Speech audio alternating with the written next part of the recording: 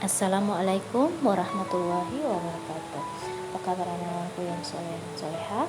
Semoga kalian baik-baik saja dan tetap semangat belajar.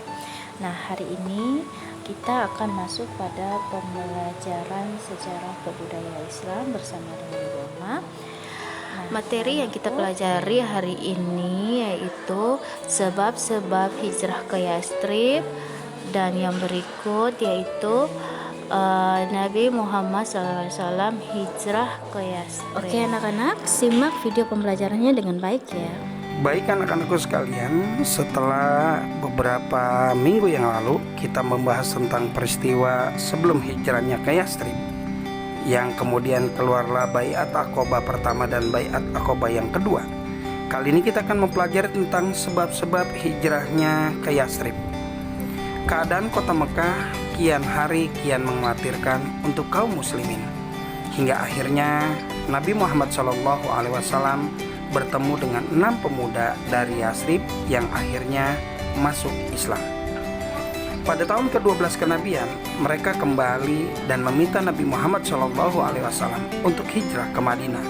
Akan tetapi Nabi Muhammad SAW belum mengabulkan permintaan mereka, hingga pada tahun ke-13 kenabian Nabi Muhammad SAW memerintahkan kaum muslimin untuk berhijrah ke Yastrib.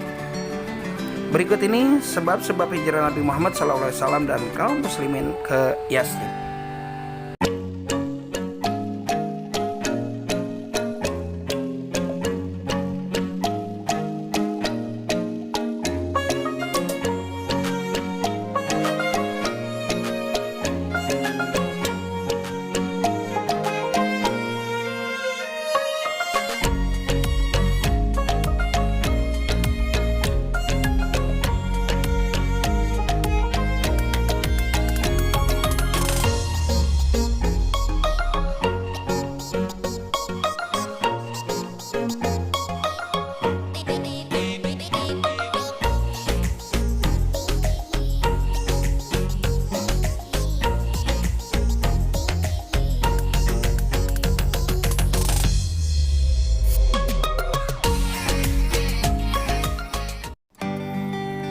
Nabi Muhammad SAW hijrah ke Yastrib.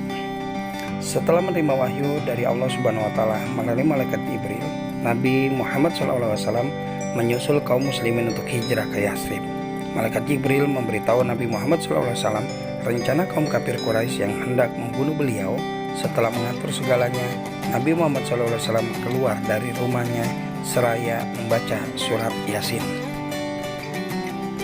Atas izin Allah Subhanahu wa Ta'ala, para pemuda dari kaum kafir Quraisy itu tidak melihat Nabi Muhammad SAW dikarenakan mereka tertidur. Ketika fajar tiba, mereka menyerbu masuk ke rumah. Akan tetapi mereka sangat terkejut ketika hanya menjumpai Ali bin Abi Thalib. Dengan kesal, orang-orang kafir Quraisy segera menyebarkan bodohnya untuk melacak jejak Nabi Muhammad SAW. Mereka menjanjikan hadiah 100 ekor unta bagi siapapun yang dapat menangkap Nabi Muhammad SAW. Setelah keluar dari rumahnya, Nabi Muhammad SAW pergi menemui Abu Bakar As-Siddiq. Nabi Muhammad SAW memberitahu Abu Bakar As-Siddiq bahwa beliau harus pergi ke Yastrib saat itu juga. Abu Bakar As-Siddiq kemudian menyiapkan perbekalan bagi kepergian mereka. Selanjutnya, sebelum menuju ke Yastrib, mereka bersembunyi di Gua Sur selama 3 hari 3 malam. Suatu ketika, para penyidik kafir Quraisy sampai ke mulut gua. Hal itu membuat Abu Bakar As-Siddiq ketakutan. Nabi Muhammad SAW kemudian menenangkannya dengan berkata, "Jangan engkau bersedih hati, sesungguhnya Allah beserta kita." Quran Surat At-Taubah ayat 9. Pada malam keempat pada tanggal 1 Rabiul Awal tahun ke-13 kenabian bertepatan dengan tanggal 16 September 622 Masehi, mereka keluar dari gua dan menyewa seorang kafir yang dapat dipercaya, yaitu Abdullah bin Uraikid. Perjalanan hanya dilakukan di malam hari dan menghindari diri jalan umum. Akhirnya Nabi Muhammad SAW tiba di Kuba dekat Yastrib pada tanggal 8 Rabiul Awal atau 23 September 622 Masehi. Setelah perjalanan selama 7 hari di tempat ini, Nabi Muhammad SAW menetap selama 4 hari. Beliau juga membangun sebuah masjid yang diberi nama Masjid Quba. Nabi Muhammad SAW meninggalkan Quba setelah sekitar 1 km dari Quba. Nabi Muhammad SAW tiba di perkampungan Bani Salim untuk mengimami sholat Jumat. Untuk memperingati peristiwa ini, Nabi membangun Masjid Jumat. Pada hari itu juga Nabi Muhammad SAW melanjutkan perjalanannya ke Yathrib. Akhirnya pada tanggal 12 Rabiul Awal atau bertepatan dengan tanggal 24 September 622 Masehi, Nabi Muhammad SAW sampai ke Yathrib. Sesampainya Nabi Muhammad SAW di Yathrib, beliau disambut dengan penuh sukacita diiringi isak tangis para penduduk Yathrib. Terdengar suara gemuruh, seruan, tahmid, dan takbis atas penyucian dari penduduk yang menyambut kedatangannya. Mereka melantunkan syair dengan indah. Sepenggal syair yang dilantunkan penduduk Madinah.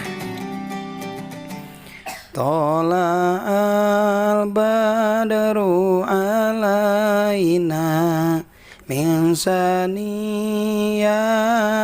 wada wajaba syukru alaina mada'a lillahi da ayuhal mab'usu fina jita bil amri muta'.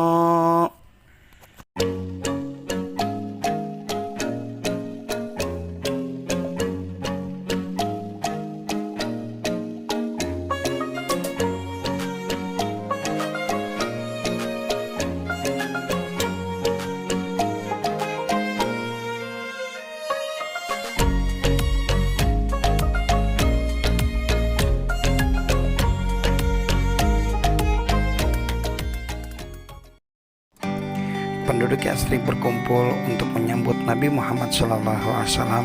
Pada kesempatan ini, Nabi menyampaikan khotbah pertamanya. Dalam khotbahnya, Nabi Muhammad SAW mengajarkan 4 kebaikan.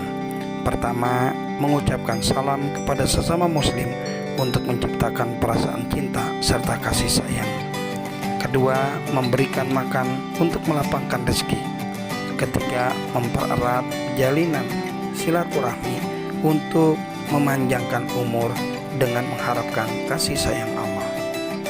Yang keempat, melakukan sholat malam untuk membawa hambanya pada derajat yang terhormat dan dimuliakan. Setiap orang di Yathrib memohon menjadi tuan rumah bagi tamu agung itu. Akan tetapi Nabi Muhammad SAW membiarkan untanya berjalan seraya mengatakan bahwa ia akan tinggal di rumah di mana unta itu berhenti. Keberuntungan jatuh kepada Abu Ayyub al-Ansari.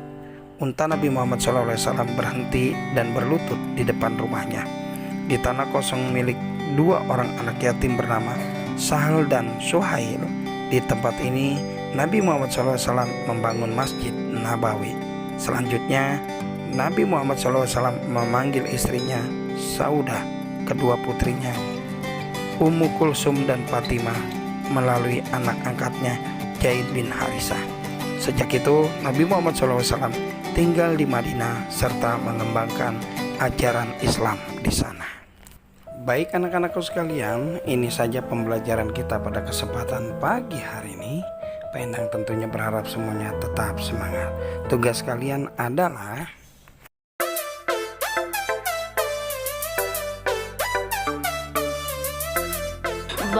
Baik anak-anak, berikut ini adalah tugas yang harus kalian kerjakan.